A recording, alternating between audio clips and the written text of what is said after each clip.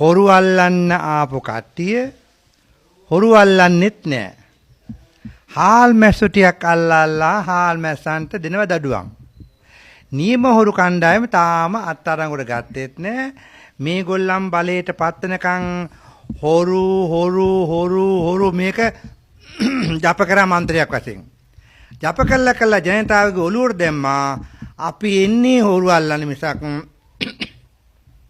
අපි ජනතාවට සේවය කරන්න මිසක් අපි එන්නේ රට හදන්න මිසක් හොරකම් කරන්න V8 වල යන්න නෙමෙයි අපේ රටේ ජනතාව ආරක්ෂා කරන්න. දැන් අල්ලපු හොරු කවුද?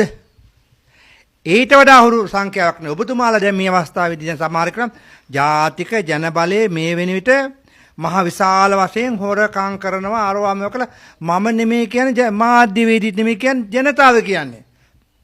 අපි ජනතාව ළඟට ගියා ඊට පස්සේ ආන්දුනේ අරුන්ට වඩා පට්ටපලුරු ටික තමයි මුන්.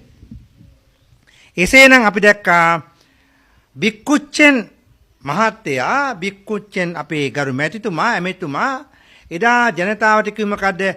V8 වල අපි යන්නේ නැහැ. සුඛෝපභෝගී කිසිම රටයක යන්නේ නැහැ.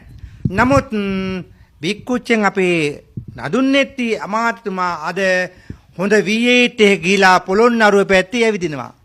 මේ ජනතාවට තෙල් ප්‍රශ්නේ තියෙද්දි ඇමතිවරු මන්ත්‍රීවරු සියලු දෙනා මේ රටේ තෙල් ටික නහත්ති කරමින් ජනතාවට දෙන්නේ නැතුව හොඳ සුඛෝභෝගී V8 වල වාහන වල ගිහිල්ලා කට්ටිය ළඟට ගිහිල්ලා ඒ ජනතාවගේ වරප්‍රසාද පුළුවන් තරම් අරගෙන කටයුතු කිරීම සාධාරණද? එදා කිව්වේ අපිට V8 එපා අපි V8 වල යන්නේ නැහැ V8 අවශ්‍ය නැහැ සුඛෝභෝගී කිසිම වාහනයක් ඕනේ නැහැ. නමුත් මේ වෙන විට මේතුමාලා පසුගිය රජයේ කණ්ඩායමට වඩා මේ ඇත්තු අධිසුඛෝභෝගී වාහනවලත් අතිසුඛෝභෝගී ජීවිත ගත කරනවා. හැබැයි පෙන්වන්නේ ජනතාවට අපි සැහැල්ලුවයි කියලා. සැහැල්ලු නෙමෙයි මතක තියාගන්න. ජනතාවට දුන්නු පොරොන්දු ඉෂ්ට කරන්න. ජනතාවට දුන්නු පොරොන්දු සියල්ල ඉෂ්ට කරන්න. දැන් පොහොර ප්‍රශ්නෙත් ඇදී එනවා. ජනතාවට පොහොර ප්‍රශ්නෙත් විසඳන්න ඕනේ. දැන් ওই පොළොන්නරුවේගේ මට හිතන්නේ V8 එකෙන් පොහොර බෑග් එකකට අරන් ගියාද? පොහොර බෑග් එකකට අරන් ගිලා ජනතාවට දෙන්න ගියාද? නෑ.